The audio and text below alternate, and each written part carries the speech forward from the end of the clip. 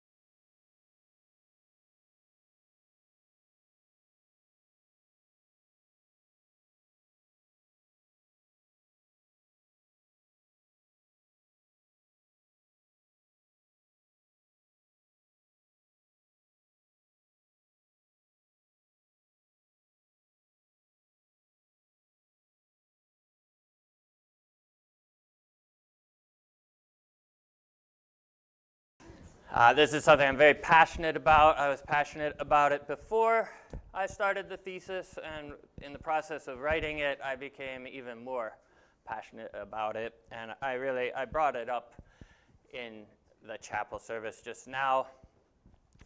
But before I go any farther, I really want to acknowledge and thank Christine, who was working late last night trying to get the technology working, and she's always there back there working hard. So please join me in thanking her. Thank you, Christine. Okay, so the thesis was about a sacred environmentalism. And I wanted to know what ancient cultures who had a healthy relationship with the environment had. What was their wisdom? So I looked at these three cultures. The first two are Native American tribes. The first one, Yeshiwi, is from New Mexico. They were never conquered.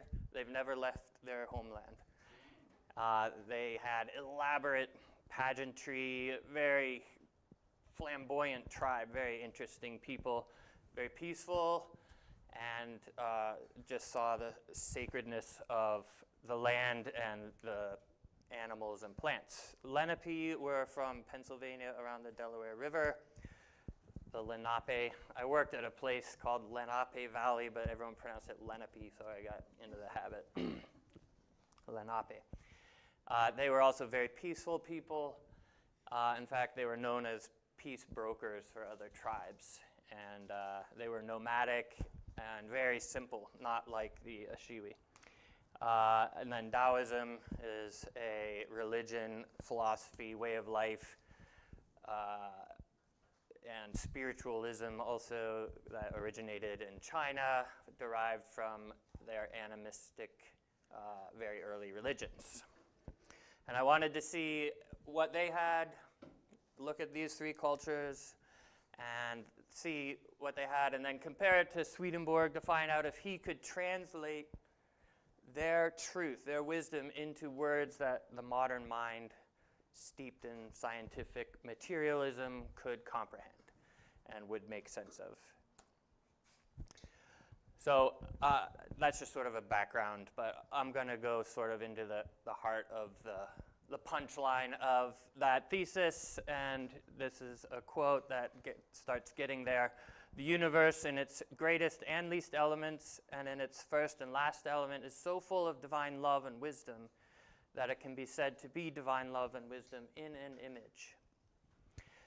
So the whole universe, in other words, everything out there, every part of nature is latent and full of the divine. And another quote, I have been taught in heaven that the earliest people in our planet who were heavenly people thought on the basis of actual correspondences, and that the natural phenomena of the world that greeted their eyes served them as a means for thinking in this way because they were of this character. They were in the company of angels and talked with them, and in this way heaven was united to the world through them. Now, it's interesting that all three of those cultures I mentioned did have contact with spirits. That was a part of their religion or their culture. And they also saw that everything was spiritual. So that was another key ingredient in their environmentalism, which they would obviously not have called it environmentalism, they just called it life. So we're talking about a radically different form of consciousness. In fact, it's so radical and it's so far in the past for most people, most cultures, that it seems inaccessible. But we're actually urged to try to obtain that kind of consciousness. So everything good and true comes down from the Lord and goes up to him. In other words, he is the first and the last. Humankind was created so that the Lord's divine qualities could descend through us right to the outmost level of the physical world and climb from the outmost level of the world up to him. In this way, humankind would be an intermediary uniting the divine with the physical world and the physical world with the divine. Through humankind as the uniting medium, the very outermost plane of the physical world would be alive with the divine. This would actually happen if we lived according to the divine plan. We are therefore invited to go for it, to try to have this kind of consciousness in which we see spirit in all the things of nature. We see what things mean spiritually through their the way they are, their function, their form, and even have contact with angels through the medium of nature. And that's why I'm calling this the forgotten community, because there is community in nature. The Lord's Spirit is throughout nature, and there are angels waiting to be seen, both symbolically through the things of nature as symbol, but also literally, so that we can actually start to have a sense of spiritual presence of angels in the things of nature. Think about how far we are from that. We think of it as a supply closet, right? Or we think of it as something to serve ourselves. We're at the top of this pyramid that we've created, when the truth is these are living things. And you could even say they have souls. I do say they have souls, because as symbols of spirit, they're channeling something of God's Spirit to us. And the angels that share in those qualities are gathered there. So these are our friends. They are our brothers and sisters, and that's what these ancient cultures called the things of nature. Now, the quote I just read to you was in reference to Jacob's ladder.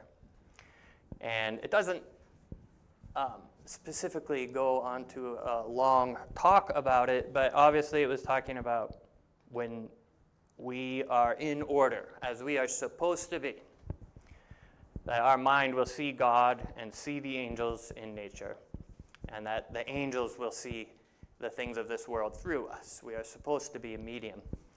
So when Jacob woke up, this is from Genesis 28, he thought, surely the Lord is in this place, and I was unaware of it. And he was afraid and said, how awesome is this place? This is none other than the house of God. This is the gate of heaven. This is what the natural world is. It is the gate of heaven, and it is the house of God, and it is truly awesome. And it is our forgotten community. And I think that it is absolutely vital that we find this community again. I think that almost all the woes of our society are at least partly healed by what nature has to offer. Our mental health improves. It's been proven, and I think most people have felt it. Take a walk and you feel 50% better. Our interpersonal relationships, I think, suffer because we are missing this connection. Our societal health, without doubt, is suffering. The environment, our spiritual health, and our spiritual community with the angels. All of that is missing from our society, and I do believe that nature is the other word. Right? God spoke it into being. We revere this word so much, right? We leave it open, we keep it in a special place, we never put anything on top of it. We would never think to just rip out the pages to use as a napkin, right? But how do we treat the other word that God gave us? Terribly. We destroy it. We're killing it, right? And this is the word for the heart, right? Dr. Kristen King, anyone know her? She wrote a beautiful paper about what the written word can't say because it's too awesome, or it's too focused on the affectional level of our mind, our heart, so that it can't be expressed in words. I feel like nature is the word for the heart, and that it is just as holy as the written word. So another factor that all these cultures had were they highly revered women. The Tao Te Ching which is the foundational text for Taoism, talks about the Tao, which is, you could say, the divine providence. Is pretty, the way it's described, it sounds exactly like divine providence. Described in terms of being the sacred feminine. And the two Native American tribes said, Earth is our mother. And they knew it was literally was their mother, not just Mother Earth. It was their mother. And this mother was not divine, which was an interesting thing to learn for me. I was expecting that I would come to know that they understood God as both male and female, yet these two Native American tribes said God, they have a heavenly father, and he is father, but that mother is earth, or the natural universe, and she's of equal value even though she isn't divine. She is of equal value. And I find that really a wonderful truth, that you don't have to be divine to be of equal importance, equal value as the divine. And the more I read, the more I realized it's two sides of one thing. Thing is not the right word. I don't know what the right being, I guess. I'll go into it further. I'm not going to read this quote for the sake of time. It's long, but Last Judgment 9 is a really wonderful number, and it basically says this. It says, you can't have the spirit world without the natural world, or the natural world without the spiritual world. Heaven rests on the world of nature and ourselves. And if one were destroyed, then the other would also be destroyed, which is pretty much saying the same thing, that there is a single truth, a single reality, and you can't, if that's the way it is, you can't say this is more valuable than that. Going back to Jacob's ladder, you might be tempted to say, oh, well, the most important part of the ladder is up here, right? But if these rungs are missing, you can't reach the top. And if the rock that Jacob lay his head upon was not there, then there's nowhere for the ladder to rest. So the whole thing is equally valuable because it's one reality. So we spend a lot of energy focusing on how important and holy this is, which is right, and God is, which is right. But it's no less right to say the world of nature is also holy, is also sacred, and she is our mother. If you think about Abrahamic monotheism, we have a father, and that's the Muslim community, Christian community, and the Jewish community. So a vast, by far the most large population of believers on the earth follows this vision where you have a father. I'm sure you've all wondered, well, if we have a father, where's mother? We have to have a mother. You can't be a father if there's no mother. And so these ancient cultures explain we do have a mother, and it is the natural universe. And the marriage between God and the natural universe is what produces all reality. And we need to have a mother. We have to honor father and mother. And that's, I believe, what's missing. We have not been honoring mother. We don't even know we have a mother. And so what happens is we focus on all those qualities that are stereotypically represented by masculinity. So aggression, dominance, being the best, and two male bucks, you can imagine them bucking their heads, right? Who's going to be best? Who's going to be strongest? And that naturally is going to lead to scientific materialism, where we are today. Because what's going to give you the most dominance? What's going to give you the most power? Turning everything into an into just objects to use, figuring out all the mechanisms and ignoring the life that's there and just using it all to have dominance. And that's where we are. And I believe it's because we have not been honoring mother. We don't even know we have a mother. So to me, this is extremely vital information. This is really a new paradigm. And it fits, I believe it fits into Swedenborgian theology, though it isn't explicitly stated. I sort of see it as an appendix to Swedenborgian theology, but a huge one. And because of this paper, my theology really has changed. And I am trying to learn how to honor Mother as much as I have tried to honor Father, because I believe she needs it and she deserves it. And I also believe I've been called to spread this word. So let's take a little bit of time to look at the Taoist idea of yin, which is the feminine divine force, counterpart to yang, which is the masculine. So Taoism really knows that these two things are both equally important. You can see it in their symbol. And yin is described as water, yielding, but if you think about yield, because it's yielding, it sounds weak, but really you can't destroy it. There's nothing to destroy it. It's passive, but therefore it's mighty because it allows gravity and the sun to do the work.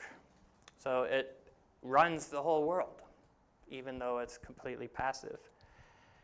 It's neutral. It doesn't pick favorites. It'll go wherever the valley takes it, and therefore it feeds all. Right? Whereas yang would be like, I'm going to the top of the mountain. Yin says, I'm going to go wherever God leads me. And it's like the Tao. Right? It's described as, or Tao is described as Sacred Mother. So they very much value the qualities of yin. And this is closely related to the idea of non-being, which they also elevate as very important. So this is from the Tao Te Ching, which is 81 short poems, very deep, very profound, and very beautiful. This is number 11. 30 spokes are joined in the wheel's hub. The hole in the middle makes it useful. Mold clay into a bowl. The empty space makes it useful. Cut out doors and windows for the house. The holes make it useful. Therefore, the value comes from what is there, but the use comes from what is not there. Yeah, it is cool. And the reason that is meaningful in today's talk is because, in one sense, God is all that there is. Right? God is what is there. But what is not there is the finite, right? And the finite is what makes everything useful and meaningful. We can think of white light.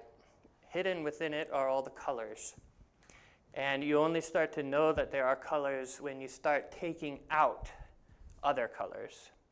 So the colors exist because of non-being, the absence of the other wavelengths. And without color, white light is nothing, right? You wouldn't even know that there's something. If there was only white light, and that's all we ever knew, then we wouldn't have vision. It would be the same as complete blindness. So it's non-being that gives rise to reality. Same thing with DNA, right? If we can say God is like the DNA, the whole picture, every part of the body is contained within it. And the reason it gets distinguished into parts, so I have a nose, an eye, and not just nose, not just all organs all mashed together, is because of the non-being of the message of the DNA in each cell. So the nose, I don't know how it works, but it knows that it's going to be a nose, and all the other programming in the DNA is turned off. So it's non-being that gives rise to the actual expression of the DNA, the whole body. And we can see that as the relationship between God and created universe. The created universe exists as the absence of God in every way except for the tree or the grass or the Susanna. So non-being seems less important than being.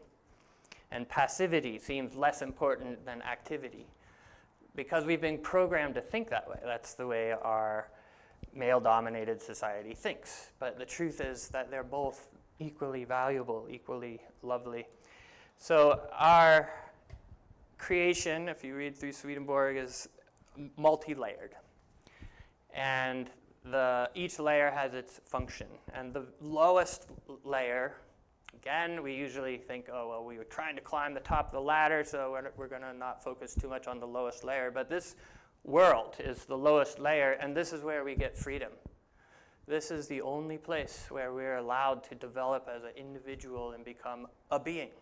So it is a very sacred purpose, a very sacred place to be. We can think of Krishna. He plays his flute, and all the world must dance. It's a powerful song. It's infectious. And then we ask, well, which is more important, the flute or the space within the flute? They're both needed. And so when you see something like this, that is just as much sacred and a depiction of God as anything that we might find in our highest thoughts. God is expressing God's own being, love, masculine and feminine in all things. And it isn't that God is strictly male and this universe is strictly female. There's male and female in both, right? Obviously, we have male and female of species here, and within God there are both qualities. It's that once there's the reification or creation of what is in God and expressed as the universe, now there's a relationship between the divine itself and that universe, and that is a male-female relationship. Okay, this was supposed to be based in the Bible, so we're going to go there now. So later on in the Arcana Celestia, after it talks about Jacob's ladder, and it's not in direct context of Jacob's ladder at all. It's 100 plus numbers later. But it talks about the sons of Israel being like steps on a ladder. And I'm summarizing, but Reuben is the first step, and it's talking about just knowing things, knowing truth. Simeon, which means hearing, is a desire for true understanding. Levi is when you start to actually love. Right? It's called a love for truth, but it's also equated to charity right in the same sentence. So I like to focus on we're moving to a point where our truth is no longer strictly an intellectual thing. It's a felt thing. The truth is the love that we are feeling for each other, including that forgotten community out the window. And Judah is talking about celestial love, which is a love for the divine. So if these are steps on a ladder, right, then we are moving from just knowing truth about nature to wanting to understand it more deeply, like Jesus said, meditate on the birds, meditate on the grass of the field. And having done that, we start to love those things as our brothers and sisters. And then finally, we get to that final step where we are sensing God's own presence there. And so we are loving God through the medium of nature. And with that, if we were pure enough, then we could start to have a communication with angels as well. So there is a ladder, and there is a way that we can climb that ladder, though it takes a lot of effort, but it's worth it. But at the end of this number, it says, the Lord manifests himself to the person who has gone through this series of steps and has therefore risen up to the top of the stairway, even though we're still here on earth looking at the things of earth. So I'm going to go a little bit into the question and answer time. So to start this journey up the ladder, Reuben is seeing. So what you can do is look at all the features and all the processes and all the relationships of a thing in nature, and then ask yourself, what of the Spirit, and you can be thinking about your own spirit, or you can think about God's Spirit, or spirit in general is like that. So here we have a tree. You can go through these 10 things that I have come up with to study about a tree. And it does take meditation. You have to really sit there and look at a tree hard, or an animal, to comprehend and figure all these things out. And then you ask, well, what of spirit is like this? You know, what reaches down into the soil, the dirt, and also reaches up and branches in many directions to catch light, and then to feed with shade and shelter and also fruit maybe.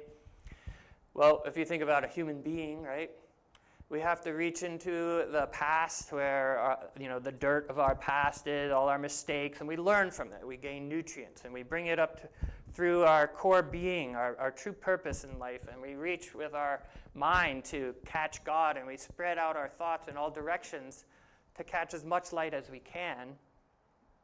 And thereby, we are becoming a better human being, and we have shade to offer other people when they feel scorched by life. We have some wisdom. We can say, hey, don't worry. We all go through these kind of things, or whatever we may say.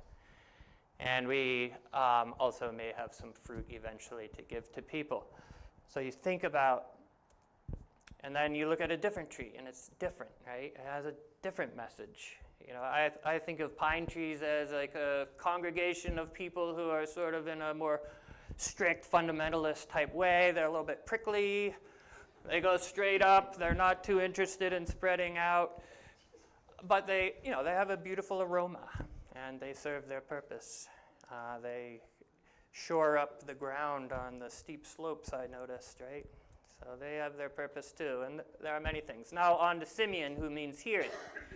This, I believe, is more about empathy, where instead of like studying with your intellect and trying to figure things out that way, you're just being with something of nature, and you're letting it speak to your heart.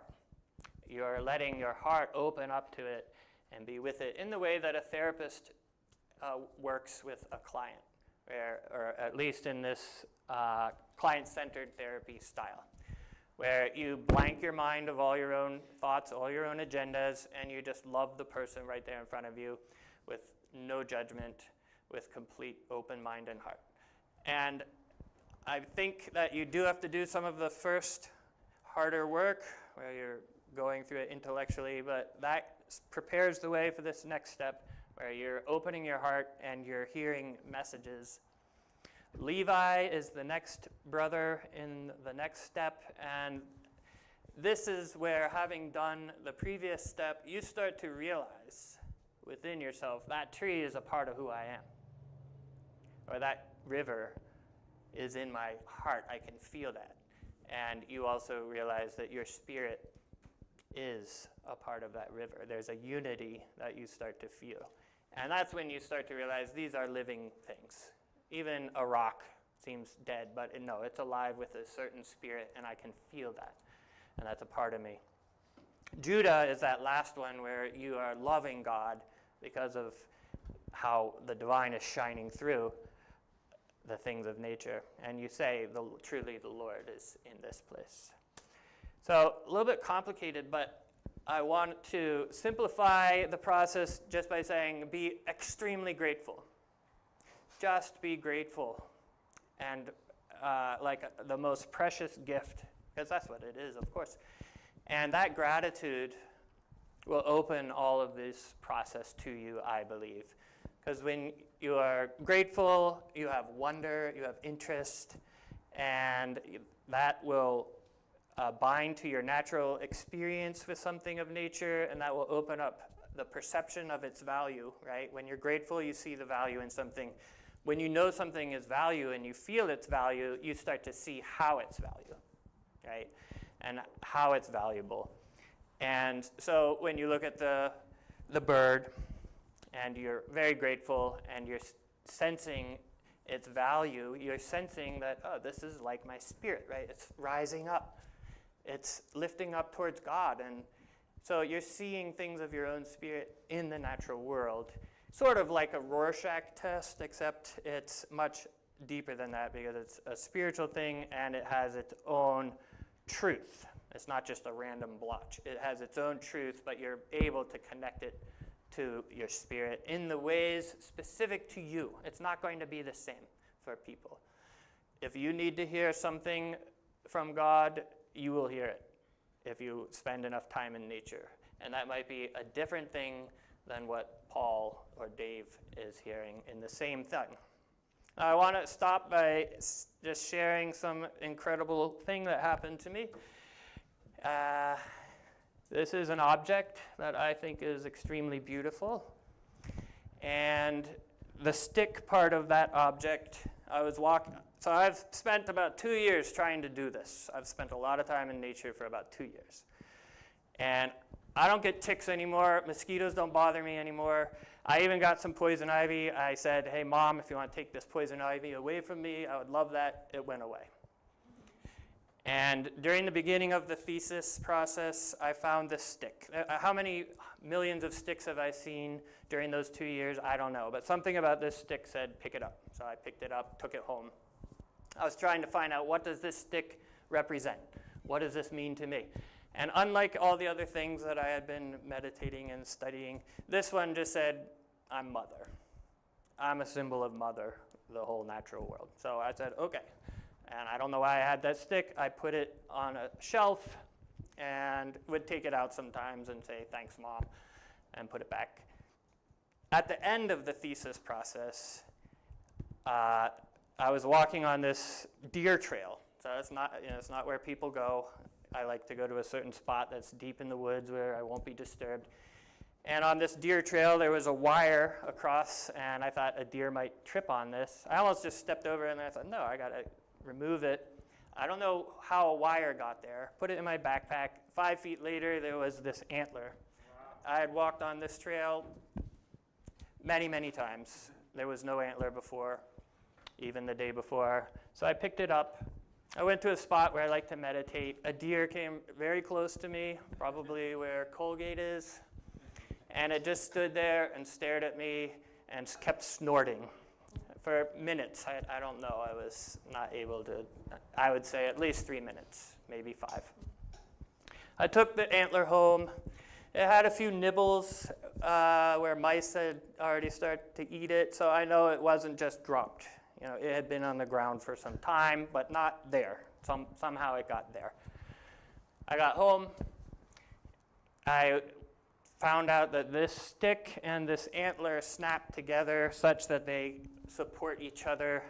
There's no glue, there's no binding. It just snaps together. They're exactly the same height.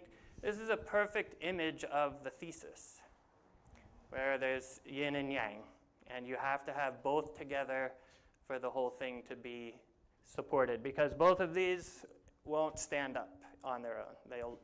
They only lie down, but when they're together, they stand up.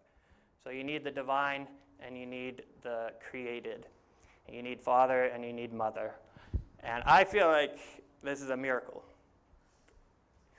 I don't know how else to understand this, but Father and Mother, to me, said, this is the message that's true.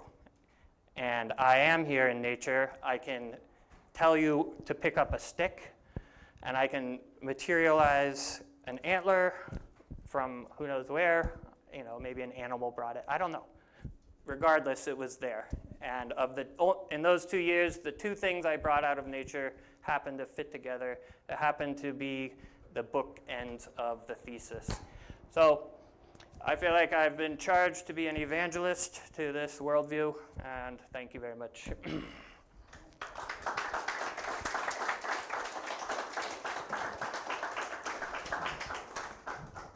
Questions and answers.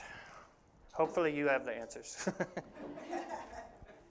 We do have a microphone, so raise your hand and I'll pass it to you. And it would be lovely if you'd mention your name before you make your comments.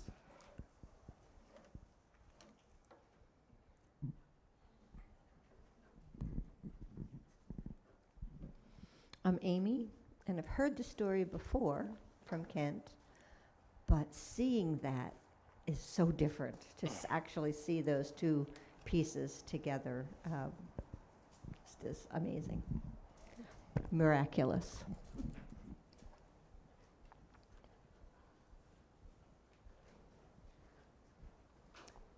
Christina, do we have anybody online that wanted to say something? Okay. Okay.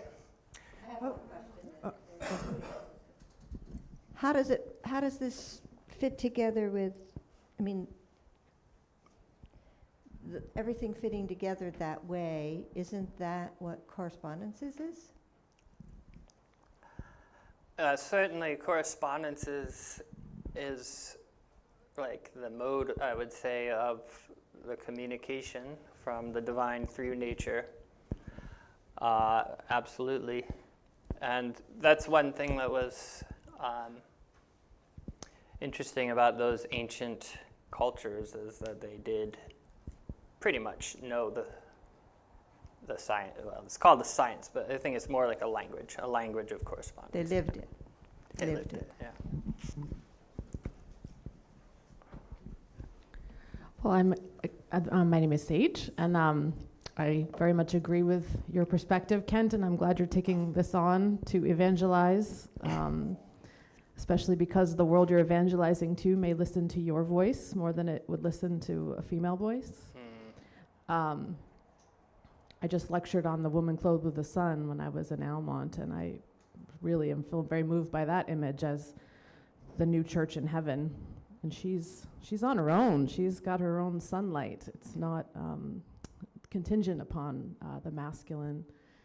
So I guess I don't really have a question, just a thank you, and I hope you continue this journey. And I guess I'd make a note with correspondences. I think we do have this beautiful language that is pointing to the deep meaning of nature. And just because the way our brains work, sometimes when we put language on nature, we become distanced from it a little bit. So there really is this invitation to be in that being place, which is a feminine energy, which is hard. You actually can't put words to it. Yeah. Thank you, Sage. Thank you for your insights. Beautifully stated. Martha. Hi, my name's Martha. I was thinking Bible-oriented. God did put all the things, all the nature here first before us. All that love and wisdom came before us. We were supposed to take care of it and nurture it and take care of it. So it all makes sense that, and when we pray at home, we usually pray for what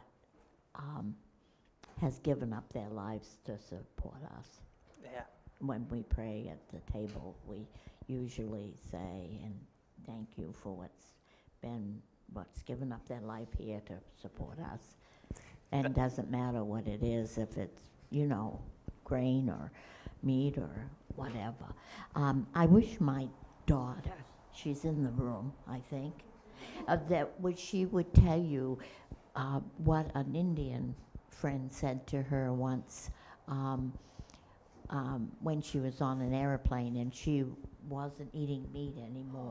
It just shows how everything works together.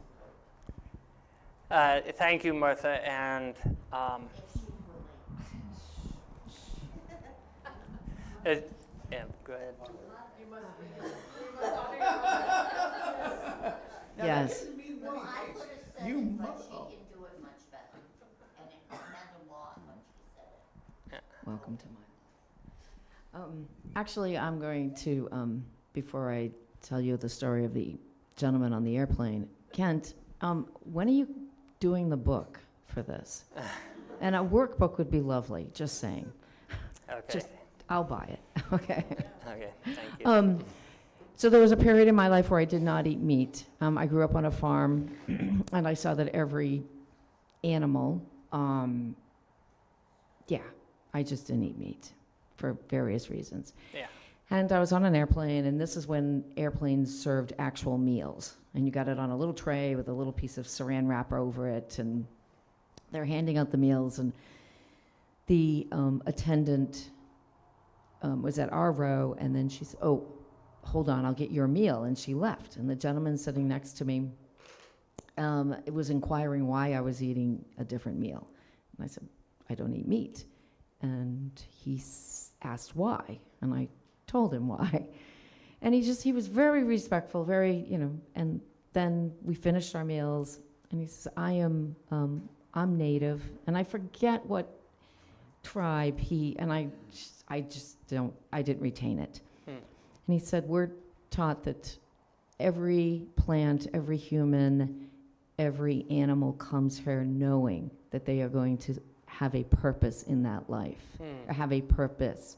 And that animals and plants come knowing that their purpose is that they are fulfilling the another, I don't want to say another species, and that would be humans. And just like we are caretakers for them, and that is their environment, that we keep it, so it's kind of, you do this for us and we will do this for you.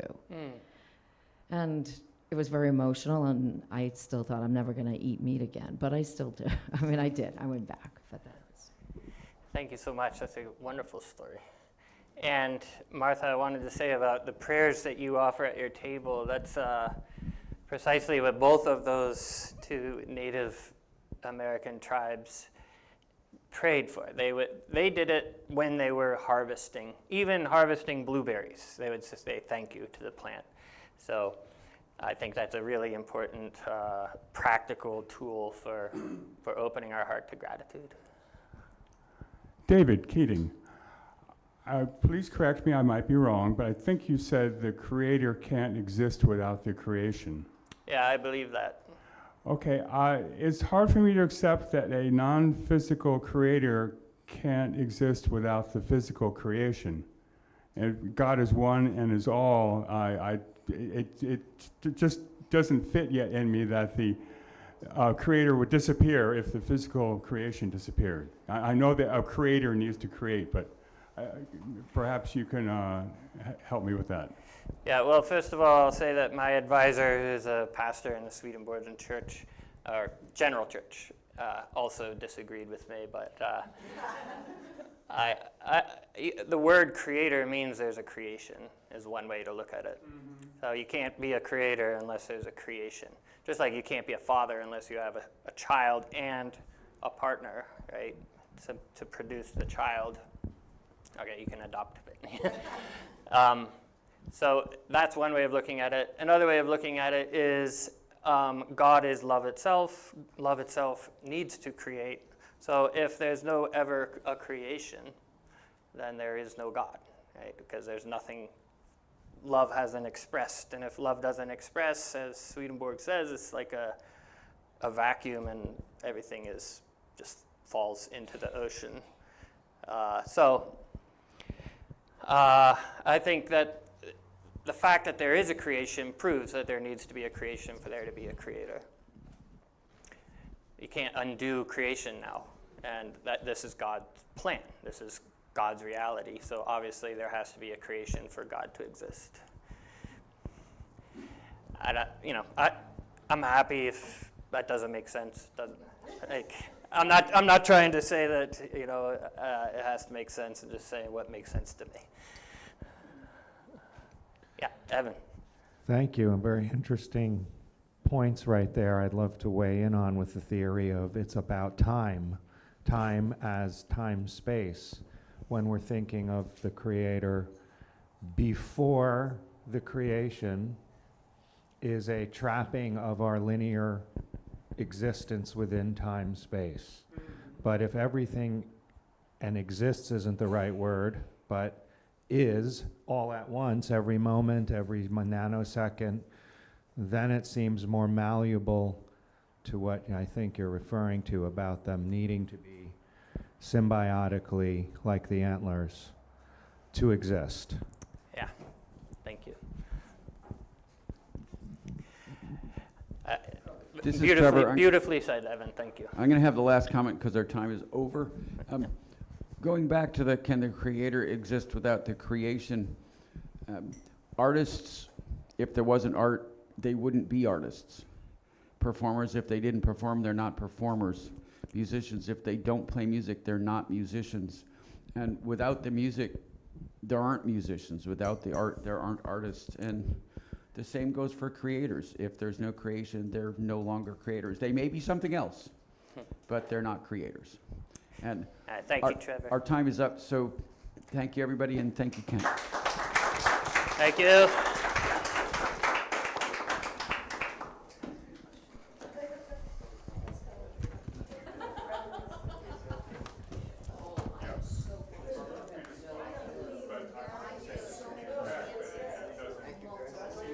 My pleasure.